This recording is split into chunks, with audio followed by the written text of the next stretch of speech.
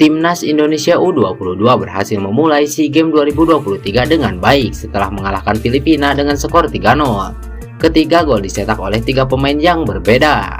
Indonesia punya peluang cepat pada menit kedua lewat tendangan Witan Sulaiman yang bisa ditepis kiper Filipina. Timnas Indonesia U22 hampir kebobolan pada menit ke-44 setelah pemain Filipina mampu berhadapan 1 lawan 1 melawan Hernando Ari.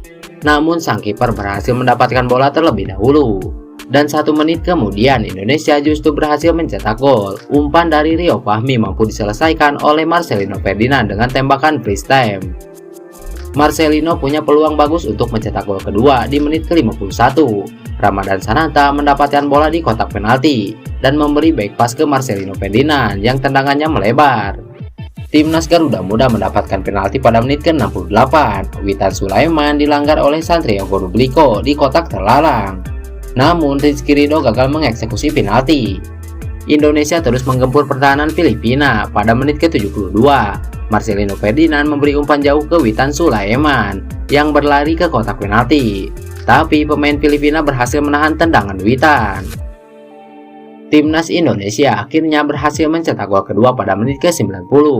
Kerjasama apik antara Irfan Jauhari dengan Taufani berhasil diselesaikan dengan apik oleh Jauhari. Hanya berselang 1 menit, Indonesia kembali mencetak gol. Rio Fahmi memberi umpan lambung ke tiang jauh dan Fajar Faturrahman melepaskan tembakan keras ke gawang. Skor 3-0 bertahan hingga akhir.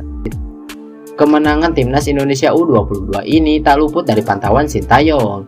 Bahkan Sintayong langsung memberikan komentar yang mengejutkan kepada permainan anak asuh Indra Syafri. Permainan Timnas U22 sangat bagus. Mereka lebih bisa memanfaatkan peluang ketika berada di kotak penalti. Akan tetapi fisik pemain kita masih kurang.